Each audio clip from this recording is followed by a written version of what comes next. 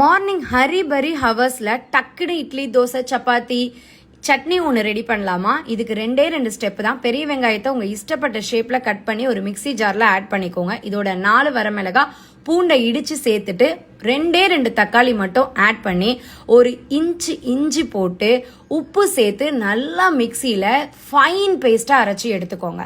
இந்த fine paste ready ஆனதுக்கப்புறம் ஒரு பவுலில் ட்ரான்ஸ்ஃபர் பண்ணிவிட்டு இப்போ ஸ்டெப் 2 ஆட் பண்ணுறோம். இதுதான் இந்த சட்னியோடைய ஃப்ளேவரை தூக்கி கொடுக்கும். இந்த ஸ்டெப்புக்கு நீங்கள் நல்லெண்ணெய் ஆட் பண்ணுங்க. ஒரு கடாயில் நல்லெண்ணெய் ஆட் பண்ணி கடுகும் முழு உளுந்தும் ஆட் பண்ணிக்கோங்க. உளுந்து தாராளமாக நீங்கள் ஆட் பண்ணலாம். எனக்கு உளுந்து சட்னியில் கடிச்சு சாப்பிட்றது ரொம்ப பிடிக்கும், அதனால நான் நல்லா ஆட் பண்ணிட்டேன். அந்த உளுந்து கடுகும் பொரிஞ்சதுக்கு அப்புறம் கருவேப்பிலை ஆட் பண்ணி அதை அப்படியே டைரக்டா இந்த சட்னியில சேர்த்துருங்க. இந்த சட்னியில சேர்த்துட்டு உடனே கிளறாம 2 மினிட்ஸ் கழிச்சு கிளறினீங்கன்னா சட்னி தயார்.